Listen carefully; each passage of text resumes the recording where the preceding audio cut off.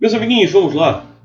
Vamos então para a sequência de questões 12 a 20, para vocês aí que estão nos acompanhando no YouTube.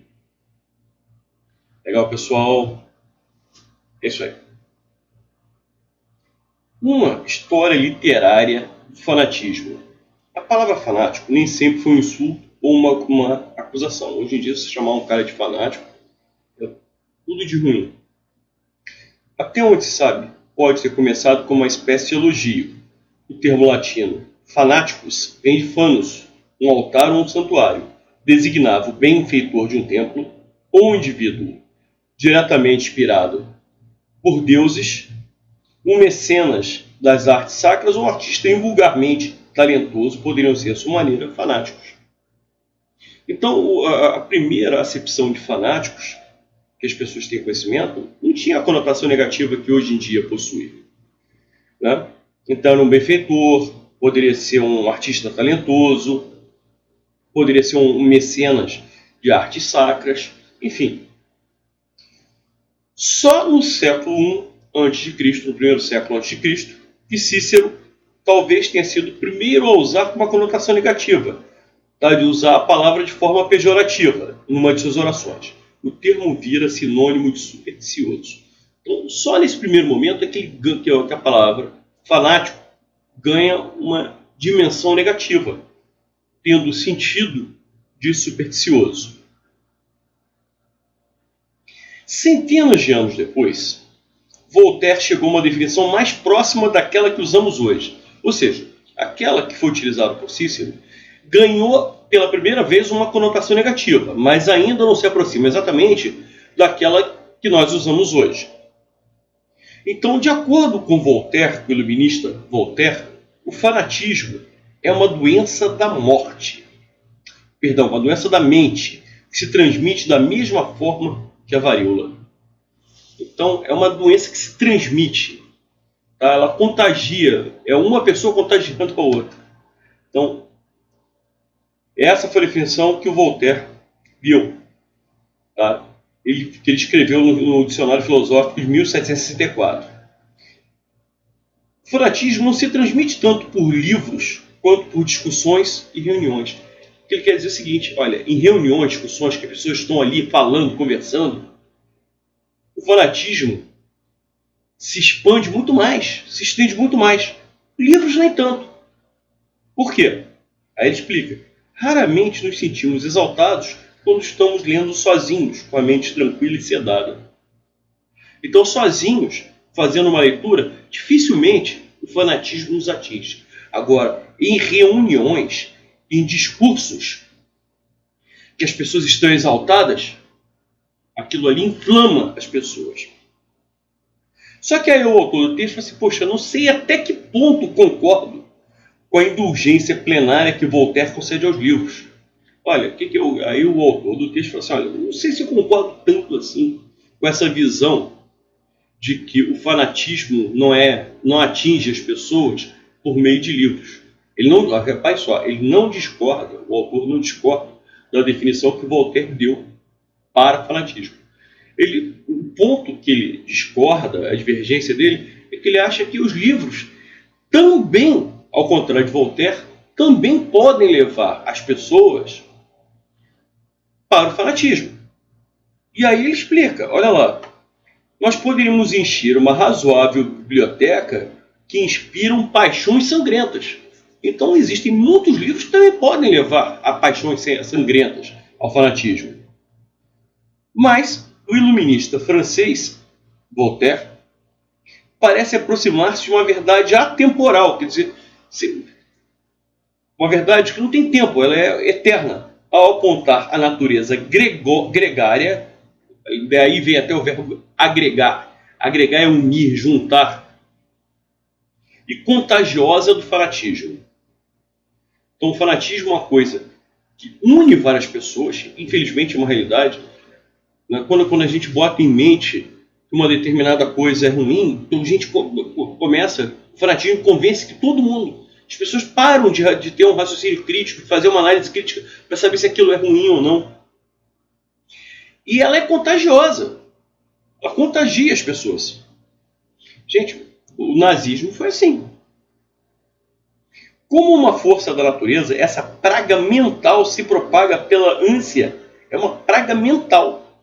Se propaga pela ânsia exacerbada de unanimidade. Então, o fanatismo quer que todo mundo pense da mesma maneira. E, ao mesmo tempo, sinta horror ao pensamento independente. Aquele cara que tem um pensamento crítico, que faz uma análise crítica em relação àquilo, que é independente em relação àquilo. Não, todo mundo tem que pensar igual. É um contágio mais propenso a afetar manadas do que eremitas. Esse último comentário é de uma ironia morta, né? Manadas, né? De elefantes. Então, é um contágio mais propenso a afetar manadas, quer dizer, manadas aí tem, obviamente, sentido, tanto manadas quanto eremitas, no sentido, os dois estão no sentido figurado, no sentido conotativo, quer dizer, manadas, está levado assim para as pessoas mais ignorantes, pessoas que agem como animais pesados, que eremitas, que seriam pessoas mais intelectuais, que busquem as informações, que sejam mais capacitadas intelectualmente. Bom, vamos lá. Questão número 12. É correto deduzir do texto. Então, trata-se de uma inferência textual a partir do texto. Tá? Não é algo que esteja escrito, mas que você consegue inferir a partir do texto. Apesar de reconhecer certa razão em Voltaire, o autor se recusa a atribuir sentido pejorativo. Não. O sentido que o autor utiliza é o sentido também pejorativo à palavra fanático. Ele diverge só quanto à questão do livro, quanto ao sentido pejorativo, quanto à ideia gregária, né, o que ele utiliza lá. Tanto é que ele fala que é uma coisa até atemporal. Olha lá. Uma verdade atemporal é o aspecto gregário e contagioso do fanatismo. Então é como se fosse uma doença que pega, vai passando de um para o outro. Letra B. Desde a antiguidade, a ideia de fanatismo carrega o sentido pouco abonador de doença do espírito. Não. No lá atrás da antiguidade, tá? Anterior até mesmo a Cícero, lá atrás, o sentido era positivo. Tanto é que o texto começa falando sobre o sentido positivo que a palavra fanático possuía. Tratava-se de um benfeitor de um templo, era um artista muito talentoso, tá? Era um indivíduo inspirado diretamente por deuses, enfim. Só no século I a.C. é que, pela primeira vez, ganhou uma ideia negativa. Letra C. Segundo Voltaire, é necessário reconhecer a influência dos livros na formação de ideias de violência. Cara, é justamente o oposto. O autor do texto acha que realmente isso aqui é certo. Voltaire não. Voltaire fala, olha, em reuniões, em discursos, é muito mais fácil o fanatismo se alastrar. Em livros não, porque em livros você está calmo, quieto. Né? Olha lá, o autor do texto fala isso aqui, ó.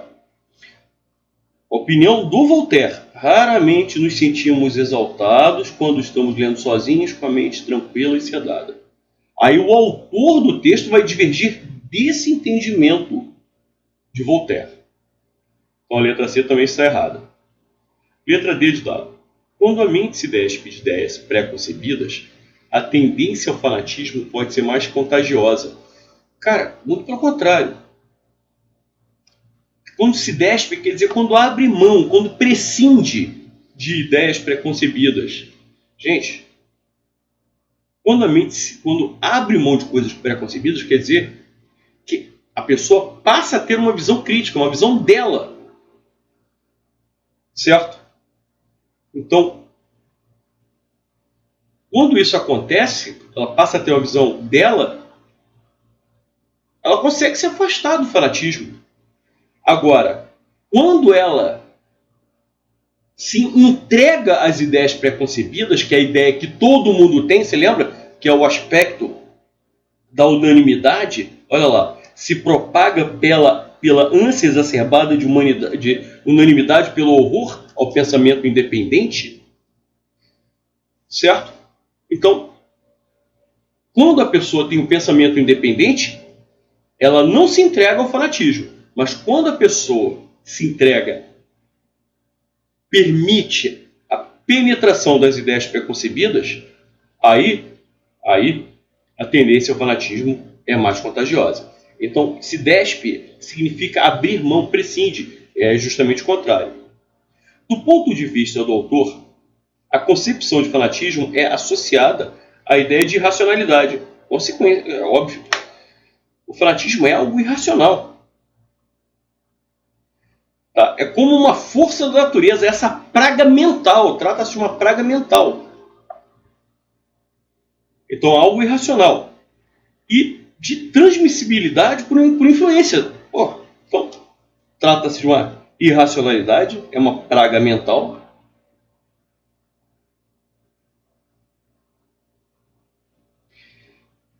Transmissibilidade por influência, é o termo que ele utiliza. Contágio. Questão número 12, letra E. Questão número 13. De acordo com informações do texto, é correto afirmar que o sentido que Cícero atribui à palavra fanático... Olha lá, Cícero, lembrando aqui lá no texto, foi o primeiro, talvez tenha sido o primeiro a usar de uma forma pejorativa, significando supersticioso. Mas é o sentido que nós usamos hoje? Não, até porque, olha lá, Voltaire chegou a uma definição, só centenas de anos depois é que Voltaire chegou a uma definição mais próxima daquela que usamos hoje. Então, embora lá no século I a.C., Cícero já tenha dado uma conotação negativa, mas ainda assim aquele sentido que ele deu ainda se distancia daquela que nós temos hoje. Então, coincide com a definição de Voltaire? Não, até porque o entendimento, a definição que Voltaire deu não tem a ver, por exemplo, com superstição que Cícero deu. Então a letra A está errada. Também se caracteriza pela ideia de desejo intenso de unanimidade. Essa é a definição que Voltaire deu, mas não que Cícero. Cícero só relaciona a ideia de fanatismo à ideia de superstição. Ou não. Deriva da acepção do termo latino que diz respeito ao mecenato. Não, essa é a visão positiva. Era um entendimento, era a definição que havia antes de Cícero, quando ainda era positivo. Mantém vínculo com a concepção atual quanto à carga pejorativa. Sim, mantém vínculo. O que a letra D está dizendo? Significa a mesma coisa? Não, não significa a mesma coisa. Mas já foi a primeira vez lá atrás, com Cícero, que foi utilizada uma carga pejorativa, uma carga negativa para esse vocábulo. E essa carga negativa ela é mantida até hoje. O sentido já não é mais aquele de superstição? Não. Mas essa carga pejorativa que foi dada por Cícero lá no século antes de Cristo, isso mantém relação com a concepção, com a acepção atual de fanatismo que existe hoje. Sim, não está dizendo que significa a mesma coisa, mas aquela carga negativa, ela ainda se mantém aqui. Poderá ser retomado em textos produzidos pelos adeptos do iluminismo. Não, os adeptos do iluminismo até mantiveram o sentido dessa carga pejorativa, mas já deram um sentido diferente daquela que Cícero havia dado, que Cícero tinha dado. Questão 14. Vamos lá. No contexto das expressões destacadas no último parágrafo, os adjetivos gregária e exacerbada significam correto e respectivamente. Gregária vem de agregar, de unir, de juntar. Exacerbado é algo exagerado. Tá? Então vamos lá, vamos até o contexto em que essas palavras aparecem. Olha lá. Mas o iluminista francês parece aproximar-se de uma verdade atemporal, ou seja, quando ele diz que é atemporal, quer dizer que é de todos os tempos, que não tem uma marca exatamente de um tempo, ao apontar a natureza gregária e contagiosa do fanatismo. Gregária quer dizer que agrega, que une, certo? Que liga todo mundo e que contagia. Então, olha lá. Gregária, que tende a agregar, a unir, a agrupar. Perfeito. Exacerbada é alguma coisa exagerada, aumentada, intensificada. Então, a letra A, propensa a isolar-se, está fora. Motivação está fora, tendendo a agrupar-se, a unir-se, a agregar. Perfeito. Carente de coerência está errada, aderente a mitos está errado. Uma coisa que é exacerbada, é exagerada, ela é aumentada. Aqui até estaria certo. Tá? O aumentada está certo, mas o problema da letra D é carente de coerência. E o intensificada também está certo, em que os dois elementos estejam certos. Letra C. Bom, vamos lá. Questão número 15. Na passagem, tá? Ele vai dizer qual é a passagem.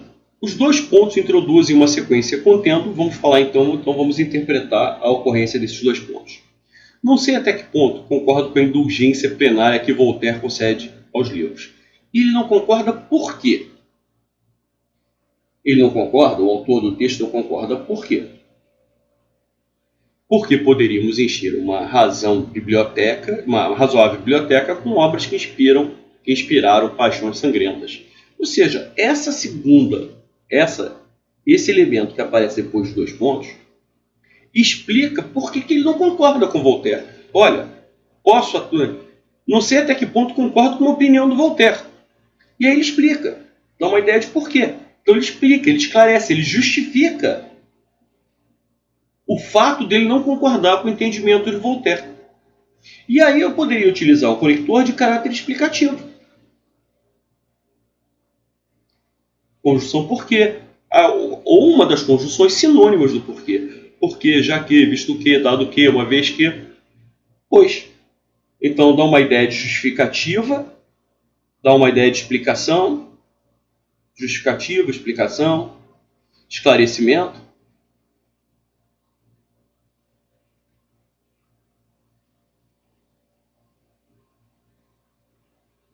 Esclarecimento. E aí você utiliza um conector explicativo, uma conjunção explicativa. E poderia ser porque, já que, visto que, uma vez que, etc, etc, etc. Então, questão número 15, resposta à letra E. Questão 17. Questão 16, perdão. Vamos lá para a questão 16. Voltaire concede aos livros, tá? Cara, na realidade, olha lá. Voltaire concede indulgência plenária aos livros. Quem concede, quem dá alguma coisa a alguém. Aos livros é a quem ele dá essa indulgência plenária. Tá? Você poderia substituir pelo verbo outorgar? Poderia. Você poderia substituir pelo verbo conferir? Sim, o verbo conferir também pode ter sentido de dar, de conceder. Poderia ser, então, dar, conceder, conferir. Todos esses verbos são certos. Só que aí entra uma situação de regência. Da mesma maneira, quem concede alguma coisa a alguém. Quem outorga alguma coisa a alguém. Quem confere alguma coisa a alguém. Então, olha só. Apareceu nos, elimina. Apareceu nos, elimina. Apareceu dois, elimina. A resposta ou é letra A, certo? Ou é letra E. Letra A ou letra E. E aí, ele substitui. No fundo, isso é questão de regência, não é nem está escrito aqui, burrada. Com a norma padrão de regência. Os verbos pelos quais ele substitui são todos sinônimos. Agora, quem se achega a alguma coisa. Isso aqui tá legal. Quem se avizinha a alguma coisa. O por dança. Agora nós já atingimos a resposta, que é a letra A. O que é tendente a alguma coisa, ou o que é tendente para alguma coisa. Então poderia ser para ou a. As duas preposições estariam corretas. Então, questão número 16 tem como resposta a letra A.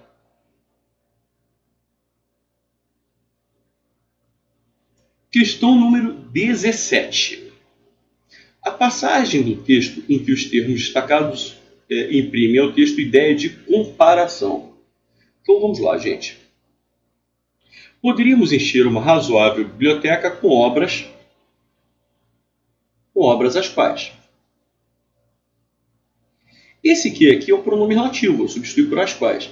Todo pronome relativo introduz a oração adjetiva. Certo? Introduz a oração adjetiva. Como esse pronome relativo não é precedido de pontuação, de vírgula, travessão ou parênteses, vai introduzir uma oração subordinada adjetiva restritiva. Ou seja, vai introduzir uma ideia de restrição. Designava o benfeitor de um templo ou um indivíduo, pode ser um cara, pode ser outro. Uma ideia de, esse conector ou dá uma ideia de alternância. Não se transmite tanto por livros quanto por discussões e reuniões. Olha a ideia de comparação. Olha, eu estou comparando. Ele está falando, o texto fala sobre fanatismo.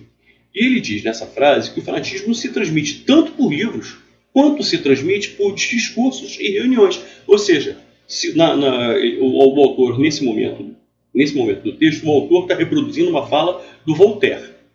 Tá? Não é nem a opinião do autor do texto aqui. Ele está apenas reproduzindo a fala do Voltaire. E segundo Voltaire, o que ele quer dizer? Que o fanatismo se transmite muito mais por discursos e reuniões do que por livros. Então, ele se transmite menos por livros do que por discursos e reuniões. Então, ele não se transmite tanto por livros, ele se transmite mais. Então, eu estou comparando o quê? A quantidade, a força que você consegue transmitir o fanatismo por livros e a força que você consegue transmitir o fanatismo por meio de discursos e reuniões. E no entendimento do Voltaire, você consegue transmitir muito mais, então, comparativamente, muito mais por discussões e reuniões do que por livros. Então, a ideia de comparação se faz presente aqui. Perfeito. Raramente nos sentimos exaltados quando obviamente, dá uma ideia de tempo. Mas o iluminista francês, porém, contudo, todavia, trata-se de uma conjunção adversativa, então, obviamente, vai dar uma ideia de adversidade, de oposição. Questão 17, letra C, ele quer a expressão que estabeleça uma ideia de comparação. Então, 17, letra C. 18. Uma questão de colocação pronominal. A alternativa em que o pronome destacado pode ser colocado depois do verbo sem contrariar a norma padrão é... Então vamos lá. Até onde se sabe, onde sempre vai atrair o advérbio onde. Advérbios sempre atraem pronomes oblíquos. Tá legal? Então isso aqui é um advérbio. O advérbio atrai o pronome oblíquo. Então eu não posso deslocar o pronome oblíquo para depois do verbo. Então, como esse pronome oblíquo está antes do verbo porque foi atraído pelo onde, perfeito. Doença da mente a qual se transmite. Gente, o que é um pronome relativo? Os pronomes relativos atraem obrigatoriamente o pronome oblíquo. Ou seja, a próclise, o pronome oblíquo antes do verbo, essa próclise é obrigatória. Vamos ler o comando. A alternativa em que o pronome destacado pode ser deslocado para depois do verbo. Então, na letra A, além de a frase estar certa, você não pode deslocar. Por quê? Porque o onde atrai. Na letra B, o que é pronome relativo também atrai. Na letra C, é o advérbio. Aliás, qualquer expressão que dê ideia de negação, atrai o pronome oblíquo. Então, eu não posso deslocar para depois do verbo. Se eu colocar o C depois do verbo, vai ter erro gramatical.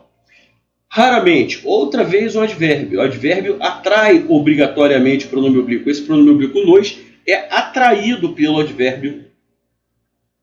Certo? Raramente. Se eu pegar esse pronome oblíquo e deslocar para depois do verbo, vou gerar falha gramatical. Essa praga mental se propaga pela ânsia. Gente, praga, substantivo. Mental, adjetivo. Ou seja, as palavras que estão mais próximas do pronome ser são vocábulos substantivos e adjetivos, são vocábulos que não atraem o pronome oblíquo. Eu posso colocar o pronome oblíquo antes do verbo? Posso. Por quê? Porque o único impedimento para o pronome oblíquo aparecer antes do verbo é se ele iniciar a oração. Não está iniciando a oração. Agora, como as palavras que antecedem o pronome oblíquo não atraem o pronome oblíquo, eu posso tranquilamente deslocar esse pronome oblíquo para depois do verbo.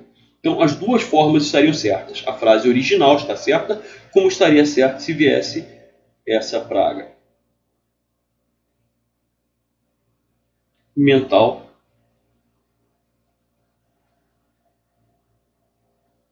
propaga-se pela ânsia, tal. As duas formas estariam certas. Então, questão número 18, letra E. Questão número 19. Vamos lá. A alternativa em que o sinal indicativo de crase está empregado de acordo com a norma padrão é... Vamos lá. Constatou-se que as folhas estavam coladas umas às outras. Vamos substituir folhas por papéis. Os papéis estavam colados uns... Como é que ficaria? Uns aos outros. Se é uns aos outros, esse as tinha que estar com crase. Então, isso aqui está errado. A letra A está eliminada. A letra B. Ninguém deu atenção àquela queixa. Gente, olha lá. Eu vou dar um macetezinho sobre o aquele, aquilo. Eu vi aquilo ontem.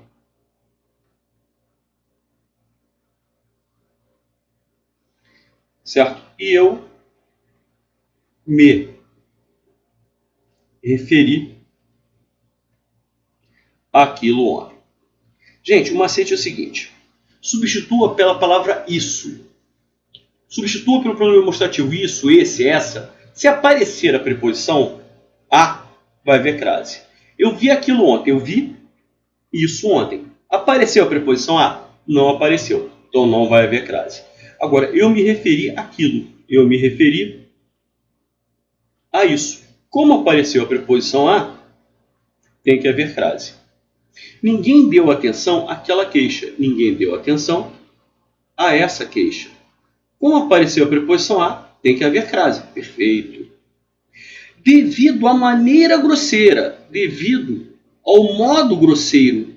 Se eu passei de a para ao, crase. Opa, já xingamos a resposta. Ao se dirigir a paciente, ao se dirigir ao paciente, se eu passei de a para ao, crase. Está errado. Gente, crase antes de elemento masculino e no plural? Como assim? Todos, além disso, todos é um pronome indefinido. Pronome indefinido, ok?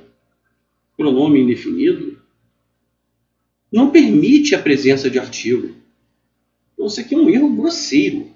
Aqui tinha que haver apenas a preposição a. Certo? Todos que estão à espera, esse aqui está certo, que estão à espera, que estão ao encontro. Todo problema se relaciona às evasivas dele, se relaciona aos questionamentos. Até aqui está certo. Passei de as para aos, então isso aqui está legal. Que não enfrenta seus colegas cara a cara. Opa, o erro está aqui. Entre palavras repetidas não pode haver crase. Por que não pode haver crase? Os colegas, olho a olho. Se repare, eu substituí os dois elementos femininos por dois elementos masculinos. Se não mudou nada, é porque eu tenho apenas o quê? Preposição. Então, gente, entre palavras repetidas, cara a cara, frente a frente, não há crase. Dia a dia, nunca vai haver crase. Então, confirmamos questão 19, letra B de bola. Questão número 20. A concordância nominal e verbal está de acordo com a norma padrão em... Vamos lá. Vocês mesmos. Gente, se mesmo é sinônimo de próprio, varia. certo? Mesmo aqui sinônimo de próprio. Então, o certo é vocês varia em conformidade com o elemento que ele determina. Então, o certo seria vocês mesmos, vocês próprios. Então, mesmo quando for sinônimo de próprio, flexiona. E depois, olha lá, ao questionário e enviá-lo às pessoas que elaboraram o questionário. Então, o certo seria elaboraram. Tá? Esse que aqui exerce a função de sujeito e refere-se ao termo pessoas. Essas pessoas elaboraram o questionário. Então, o verbo elaborar tinha que estar no plural. Legal. É necessário cautela. Gente, aqui é uma situação até bem legal de concordância nominal. Isso aqui está certo. Por quê? Como a palavra cautela, como o substantivo cautela, okay, não vem com determinante, por exemplo, a cautela, tá, essa cautela, certo? O que acontece? O adjetivo, isso é um fenômeno que acontece com o verbo ser.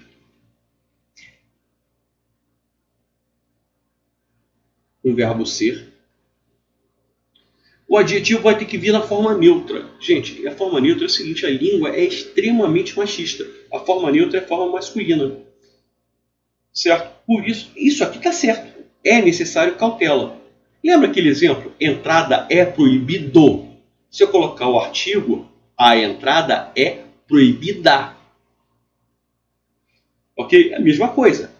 Cautela é necessário. Mas se for a cautela, é necessária. Essa cautela é necessária. Isso acontece por conta do verbo ser. Gente, até aí a letra B está certa. Não tem erro até aí não. Para não se eleger candidatos. Aí já começa o erro. Quem elege, elege alguém. Candidato seria objeto direto. Então eu tenho o verbo transitivo direto. Okay? Tenho o verbo transitivo direto. Mais o pronome ser que veio antes. Verbo transitivo direto mais o pronome ser. Verbo transitivo direto mais o pronome ser caracteriza automaticamente a voz passiva sintética. O que acontece? Esse termo que seria objeto direto assume a função de sujeito. E ao assumir a função de sujeito estando no plural, este verbo tinha que estar no plural. O certo seria elegerem. Legal? Agora, candidatos que promete, pelo amor de Deus, né? Candidatos que só prometem, mas candidatos que não cumprem. Candidatos prometem, candidatos cumprem. Letra C. Ficou gravado em sua mente por muitos anos aquela cena. Opa, olha o erro aqui, gente. Aquela cena deplorável, aquela cena ficou gravada. Erro de concordância nominal. Aquela cena ficou gravada. Agora, aquela cena deplorável envolvendo as amigas e o rapaz que agrediu as amigas. Aqui o sujeito, esse pronome relativo é o rapaz, o qual ele está se referindo apenas ao rapaz. Esse rapaz agrediu as amigas. Então, como o antecedente é rapaz, isso foi só rapaz que agrediu, esse verbo tinha que estar no singular. Agrediu. Penso em remeter-lhes, anexas ao relatório, as fotos. Então, olha lá, anexas. O que está anexo ao relatório? São as fotos. Por isso que anexas assume a forma feminina e plural, porque concorda com as fotos. Também estaria certo se eu usasse em anexo, porque quando eu utilizo a preposição em, a palavra anexo passa a ficar invariável. Então, tanto faz. Anexas as fotos. Essas fotos estão anexas ao relatório, mas também estaria certo que essas fotos estão em anexo ao relatório. Então, penso em remeter-lhes, anexos aos relatórios, as fotos do local. Que eu entendo que essas fotos, certo? Essas fotos serão, daí o verbo ser no plural, serem. Então, porque concorda com fotos, entendo as fotos serem bastante. Lembra do bastante, aquele caso? Cara, funciona exatamente igual ao muito. Você repare que o muito não flexiona. Serem muito esclarecedoras. Até porque, nesse caso, o vocábulo aqui é advérbio. Por quê? Porque ele está modificando a ideia de esclarecedoras, que é um adjetivo. Lembrando que o advérbio é uma palavra invariável que modifica a ideia de um verbo, de um adjetivo ou de outro advérbio. E esse verbo bastante aqui, ele intensifica. Elas não são apenas esclarecedoras, são muito esclarecedoras, são bastante esclarecedoras. Então a função do bastante é intensificar esclarecedoras. E bastante tal qual muito, ambos seriam invariáveis justamente por ser advérbio e realmente não variaram. Então está tudo certinho aqui. Perfeito. Letra E. Foram escolhidos os candidatos melhores classificados? Mesma coisa, isso aqui é um advérbio. Por quê? Porque está ligado a classificados. Classificados é um adjetivo. Gente, se é advérbio, é um termo invariável. Então o certo seria melhor. Agora, vamos ser sinceros. Eu até andei comentando outro dia isso numa prova. Quando antecede adjetivos ou verbos no particípio, o ideal é que você nem use melhor nesse caso. O ideal é que você use mais bem. Mais bem. Mais bem classificados. Para assumir as vagas que se divulgaram. Outro erro gramatical. Vagas que se divulgaram no edital. Divulgaram-se as vagas. Olha a presença do pronome ser apassivador, transformando vagas que seria objeto direto em sujeito, estando no plural, o verbo tinha que estar no plural. Então divulgou também está errado. A única frase que está perfeita em termos de concordância, indubitavelmente, é a letra D de dado. Gente, com essa questão nós encerramos mais uma provinha aí do YouTube. Vamos ver questões também, às vezes, nem sempre serão provas inteiras ou metade de uma prova. Podem ser também situações de aula que eu vou trazer, enfim. Mas você tem muita coisa aí para se divertir. Então, espero que toda semana a gente tenha... Toda semana eu vou apresentar alguma coisa legal, diferente aí para vocês. Grande abraço, pessoal.